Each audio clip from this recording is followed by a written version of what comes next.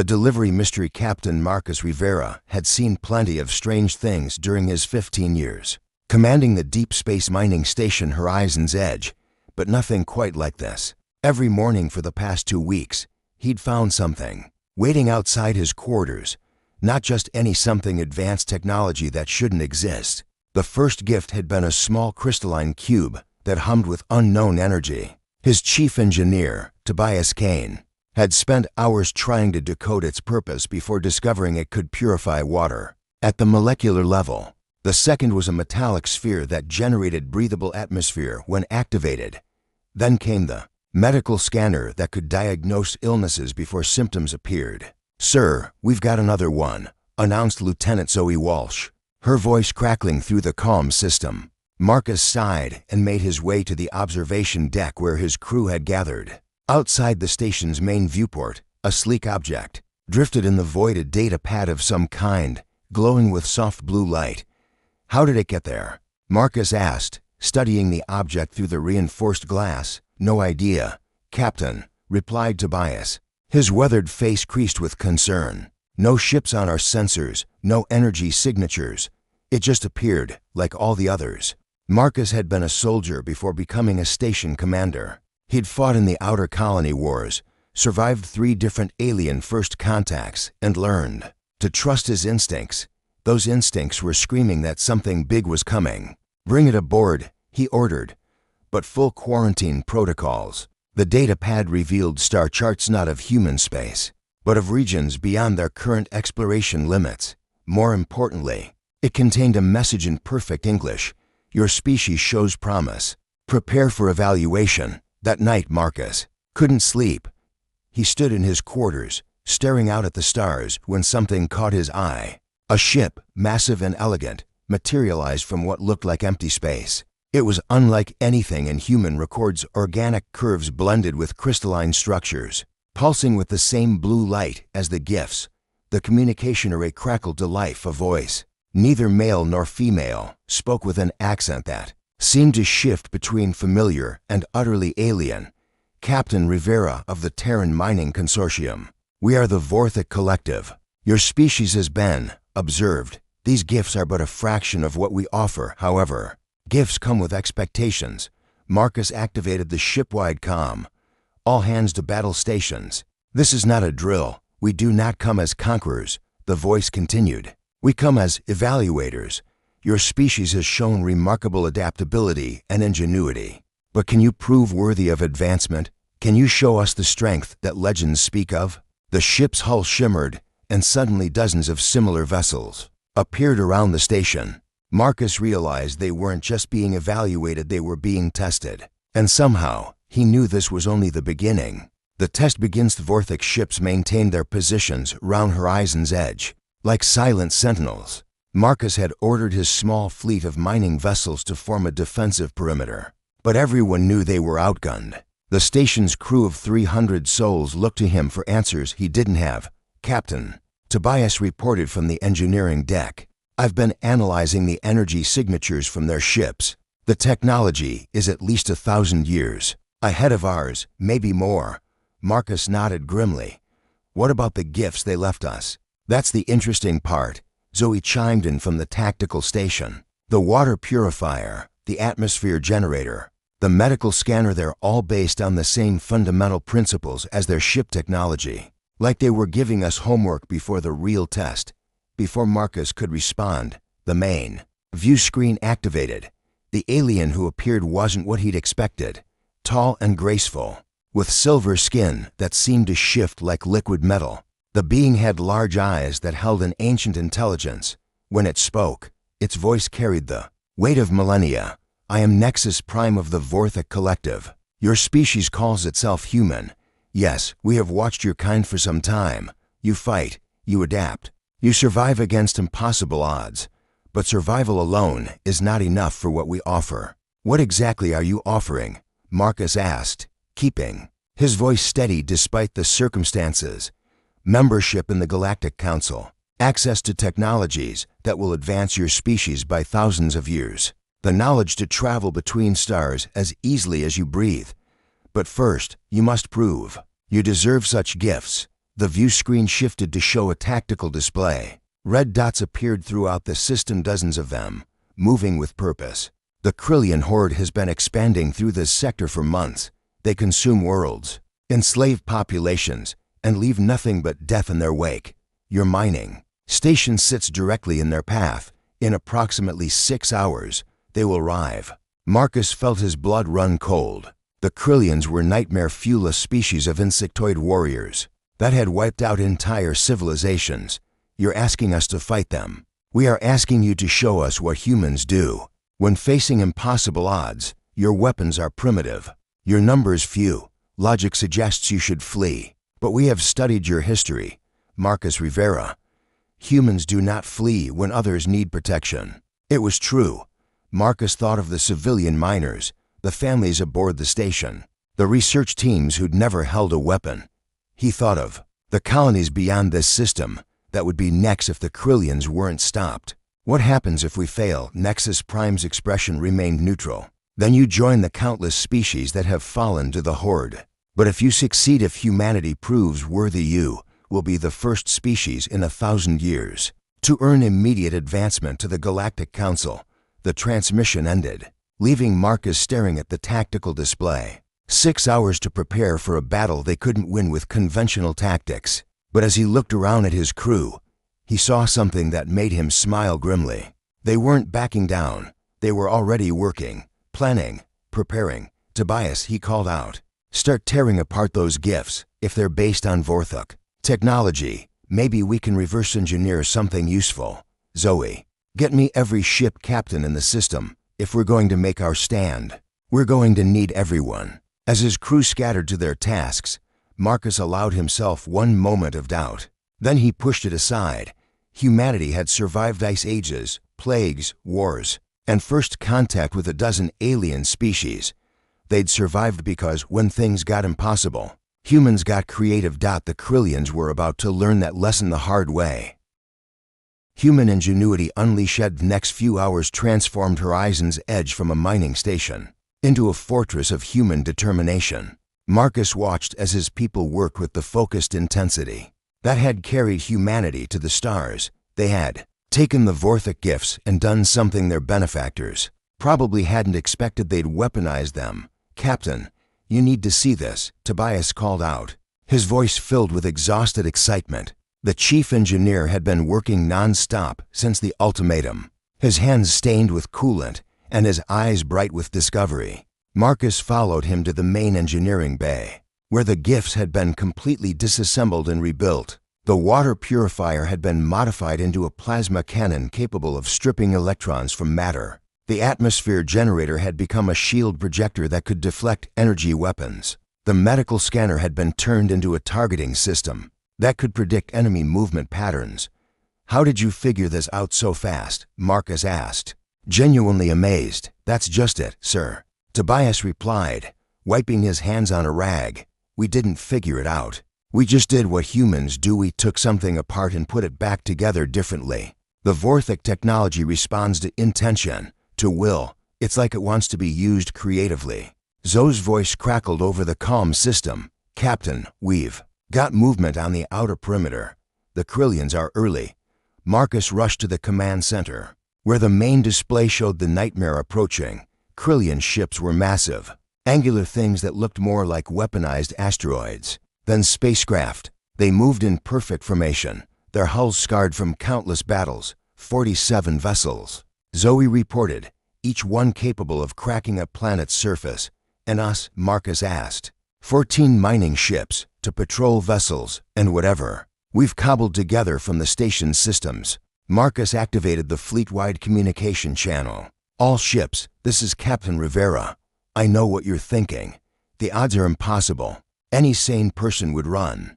But we're not just fighting for ourselves, we're fighting for every world these monsters would destroy next. We're fighting to prove that humanity deserves a place among the stars. On the display, the Krillian fleet had formed into attack formation. Marcus could see the energy building in their weapon systems, enough fire power to reduce the station to atoms. Remember, he continued, we're not just miners and engineers today. We're the descendants of people who crossed oceans in wooden boats, who built cities in deserts, who reached for the moon with nothing but math and determination. Today, we show the galaxy what humans can do. The first Krillian salvo lit up space, like a dying star, but instead of the expected destruction, the station's new shield held. The modified atmosphere generators created a defensive barrier that absorbed and redirected the enemy fire. Now, Marcus shouted. The human fleet attacked with coordinated precision. That surprised even Marcus. The mining ships, equipped with improvised plasma cannons, struck at the Krillian flanks, while the patrol vessels used their enhanced targeting systems to exploit weak points in the enemy formation. But the real surprise came from the station itself. Tobias had somehow linked all the modified Vorthic technology into a single system. The station became a weapon, firing beams of pure energy that could cut through Krillian armor like paper. Impossible, came a transmission from the Krillian flagship. Primitive species cannot possess such technology. Marcus smiled grimly as he watched 3 Krillian ships explode in brilliant fireballs. You're right. We don't possess it. We improved it. The battle raged for hours, but slowly, impossibly, the humans began to win. Every time the Krillians adapted to one tactic, the humans switched to another. They were unpredictable, creative, and absolutely refused to give up. When the last Krillian ship finally retreated, the silence that followed was deafening. Then, one by one, the Vorthic vessels began to move closer to the station. The Revelation Vorthic ship that docked with Horizon's Edge was unlike anything Marcus had ever seen up close. Its hull seemed to breathe, pulsing with that same blue light that had marked all the gifts. As Nexus Prime walked through the airlock, Marcus noticed something different in the alien's demeanor, a respect that hadn't been there before. "Captain Rivera," Nexus Prime said, inclining its head slightly, "your species has exceeded all expectations. We have observed many civilizations face the Krillian horde. Most flee. Some fight bravely and die. You fought impossibly and won." "We had help," Marcus replied, gesturing to the modified technology around them. "Your gifts made the difference." Nexus Prime made a sound that might have been laughter. "No, Captain, our gifts provided the raw materials. What you did with them, that was purely human." They walked through the station's corridors, passing crew members who stared in amazement at their alien visitor. Marcus noticed that Nexus Prime seemed genuinely interested in everything the way humans had organized their living spaces, the casual interactions between crew members, the improvised solutions to everyday problems. "Tell me," Nexus Prime said, as they entered the observation deck, "why did you choose to fight? You could have evacuated. Your species is skilled at survival." Marcus considered the question carefully. "Because survival isn't enough. We've learned that the hard way. Throughout our history, the times we've grown the most, become the most human, were when we stood up for something bigger than ourselves, even when the odds were impossible. Especially then, humans have this thing we call stubborn hope. We refuse to accept that something can't be done just because it's never been done before." Nexus Prime turned to face him fully. "That is why we chose your species, Marcus Rivera. Not because you are the strongest, or the most advanced, or even the most peaceful. We chose humans because you are the most adaptive. You take what exists and make it into what you need." The gifts weren't a test, Marcus realized. They were an invitation. "Correct. We have been searching for a species that could think beyond the boundaries of their own limitations. The Galactic Council has grown stagnant.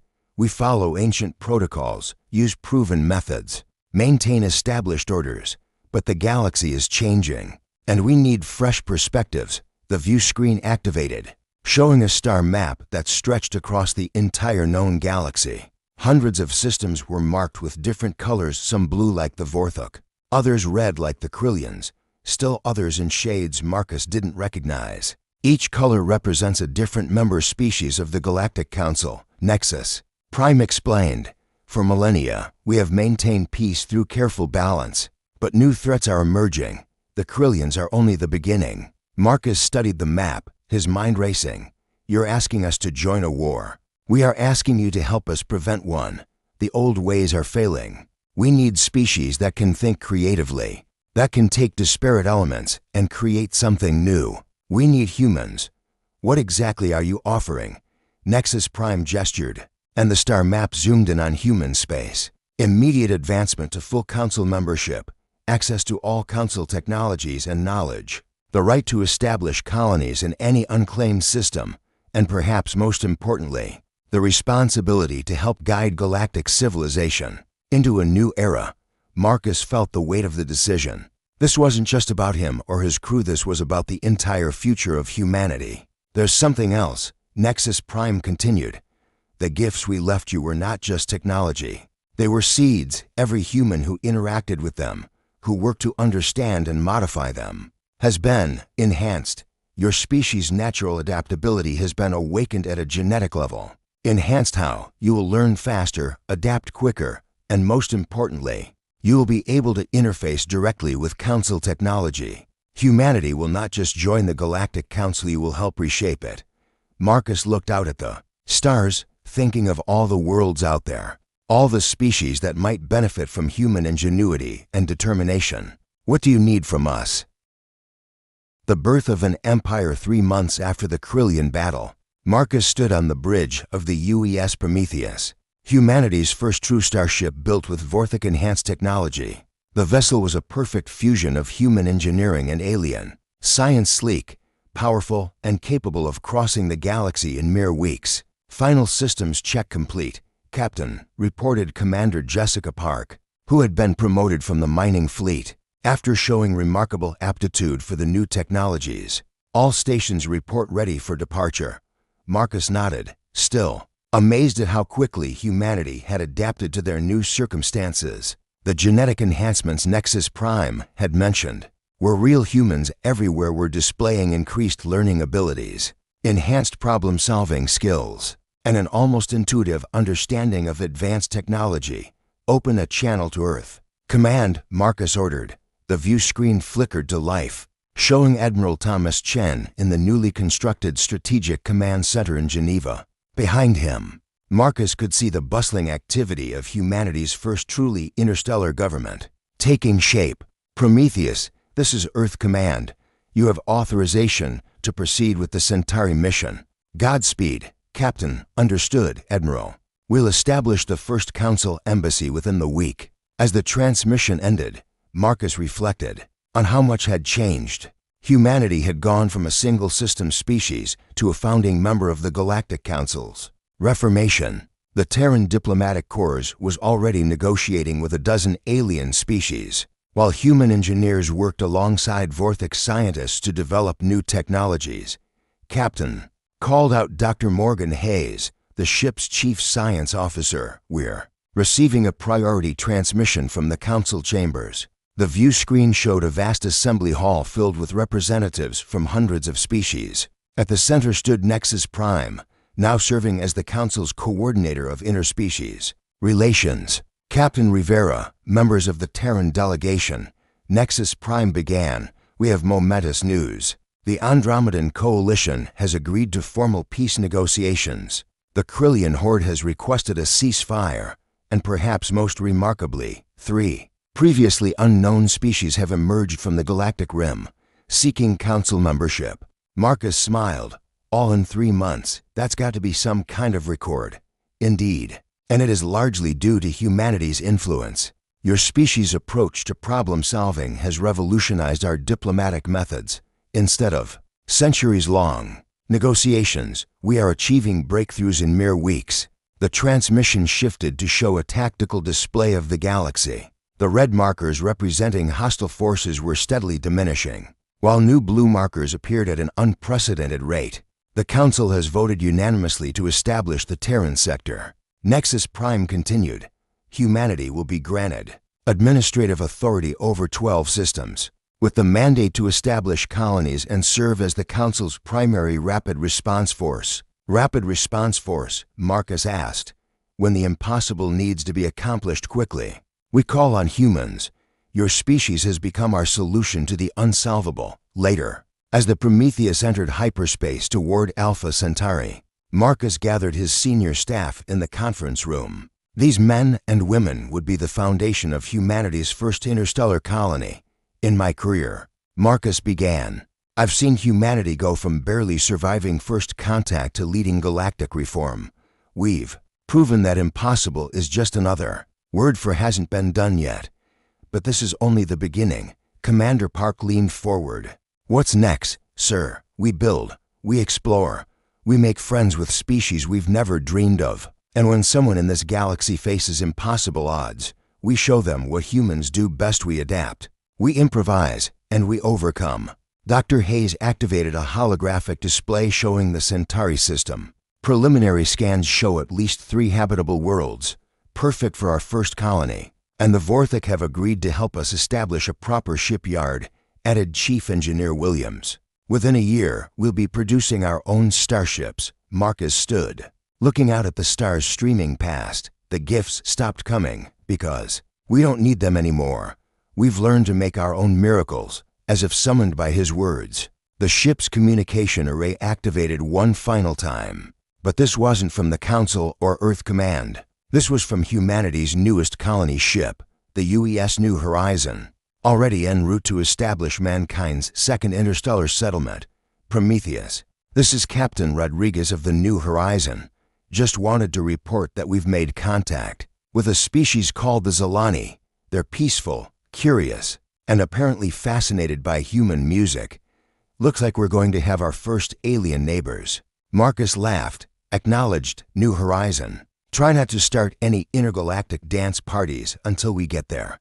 The galaxy was vast, full of wonders and challenges beyond imagination, but humanity was ready. They had proven that with ingenuity, determination, and just the right amount of stubborn hope, anything was possible.